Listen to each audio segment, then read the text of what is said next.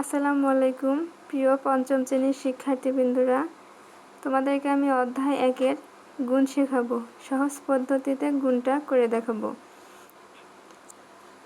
তোমরা দেখো, এখানে আমি আগে থেকে সংখ্যা লিখে রেখেছি 4635, আর নিচে হচ্ছে এটা হচ্ছে গুণ্য, এটাকে বলে গুণ্য। আর নিচে দেখো এটা গুণক 2135, এটাকে বলে গুণক। আমি এখানে বোঝার সুবিধার্থে লিখে দিচ্ছি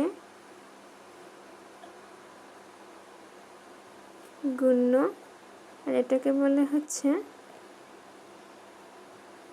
গুণক। আমরা কি গুণ্য আর গুণক কি জানি?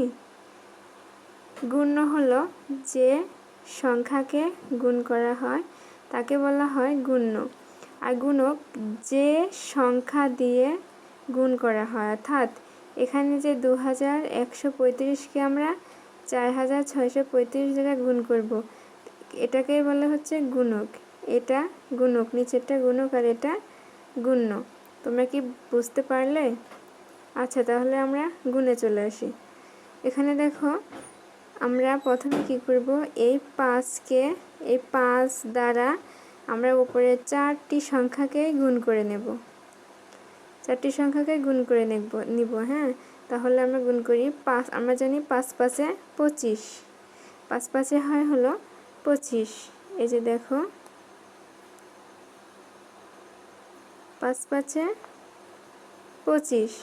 এই 25-এর আমরা কি নেব জানো? এই 5কে আমরা লিখব এখানে, এই 5, আর এই 2কে আমরা হাতে রেখে দিব এভাবে, 1 2 এভাবে হাতে রেখে দিব।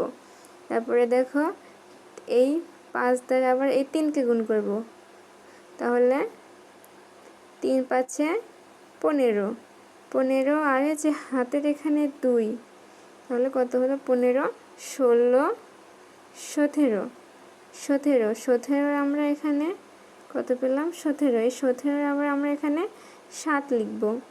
এই যে 7, হাতে আবার থাকলো আমাদের, এই যে হাতে থাকলো এই 1।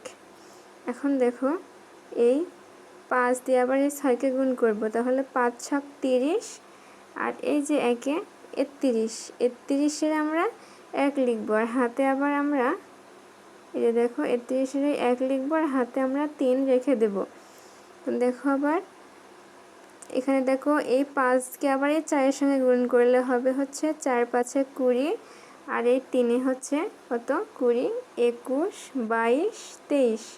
এই যে 23, এই 23কে আমরা আর হাতে না রেখে সোজাসুজি 23 লিখব, কারণ এই 4-এর এপার আর কোনো সংখ্যা নেই। তাহলে আমরা এখানে 23 লিখলাম। এখন দেখো, আমরা এখানে এটাকে বলে কি এটাকে বলে একক, দশক, শতক, হাজার। আমরা তো এটা জানি না, তাহলে আমরা এই এককের ঘরকে আমরা এই সংখ্যা দ্বারা গুণ করে নিয়েছি। এজন্য আমরা এখন এই এককের ঘরকে ক্রস বা শূন্য, যেটাই পারো সেটাই হবে, লিখলেই হয়। আমরা এখানে ক্রস দিলাম। দেওয়ার পরে এখন আমরা এই দশকের ঘরকে আবার উপরে 4টি সংখ্যা দিয়ে গুণ করব। তাহলে দেখো, 3 5 15, 3 5 কত হয়?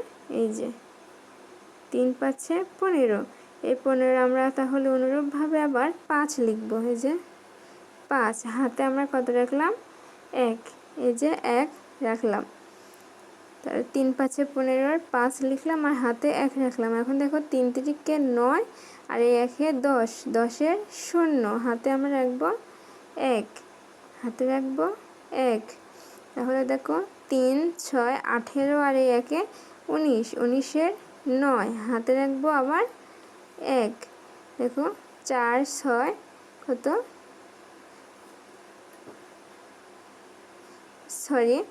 3 4 12, আর এই 1-এ 13, 13-এর 13 লিখব, কারণ এ পাশে আর কোনো সংখ্যা নেই। এখন দেখো, আমরা একক দশকের ঘরে গুণ করে নিয়েছি, এজন্য আমরা এখানে এখন একক দশক এই 2টা ঘরে ক্রস দিব। এখন আমরা করব শতকের ঘরে গুণ। তাহলে এই শতককে দিয়ে এখন আমরা আবার এই সবগুলো সংখ্যাকে গুণ করে নেব।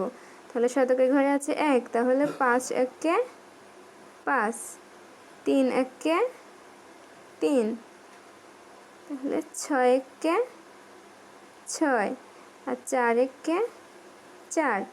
এখন দেখো একক দশক শতক আমাদের হয়েছে। এখন আমরা এখানে এখন একক দশক শতকের ঘরে ক্রস দিব, দিয়ে এখন আমরা হাজারের ঘরে অর্থাৎ 2কে আবার অনুরূপভাবে উপরের 4টি সংখ্যা দ্বারা গুণ করব। তাহলে 5 দুগুণে 10, 10-এর 0 হাতে থাকলো 1, 10-এর 0 হাতে থাকলো 1।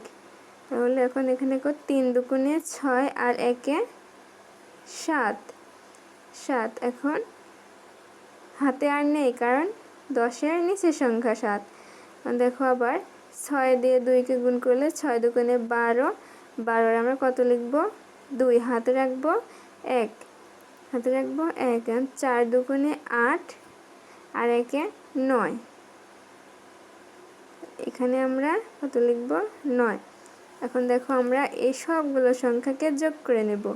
এজন্য দেখো এই 5-এর 5, এখানে 7 5 কত? 7, 8 9 10 11 12, 7 5 12, 12-এর 2 হাতে 1, 1 5-এর সঙ্গে যোগ করলে 6, 6 আর 1-এ 6 1-এ 7, 7 হাতে আর নেই।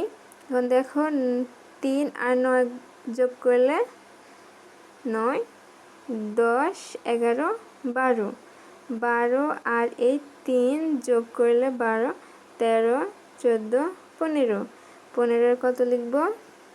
5, হাতে থাকলো 1, 1 এখানে 7-এর সঙ্গে যোগ হলে 8, 8 আর 6 কত? 8, 9 10 11 12 13 14, 14 আর এই 3-এ 14, 15 16 17, 17 আর এই 2-এ 17 18 19, 19-এর 9 হাতে থাকলো 1। এখন 1 এই 2-এর সঙ্গে যোগ হলে 3, 3 আর 4-এ কত? 3 4 5 6 7, 7 আর 1-এ 8, এই যে 8, আর এখানে কোনো হাতে নেই, এই 9 বসলো। তাহলে এটাই আমাদের কি হলো? এটাই আমাদের গুণফল। এটাকে বলে গুণফল, অর্থাৎ এই গুণক দ্বারা গুণ্যকে গুণ করে যে ফল পেলাম সেটাই আমাদের গুণফল। এটাই আমাদের উত্তর। আশা করি তোমরা সবাই বুঝতে পেরেছ। প্রিয় শিক্ষার্থীরা, তোমরা যে যেখানে বুঝতে পারোনি, যদি না বুঝে থাকো তাহলে আমাকে কমেন্টে জানাও, আমি ইনশাল্লাহ তোমাদেরকে আবার বুঝিয়ে দেব।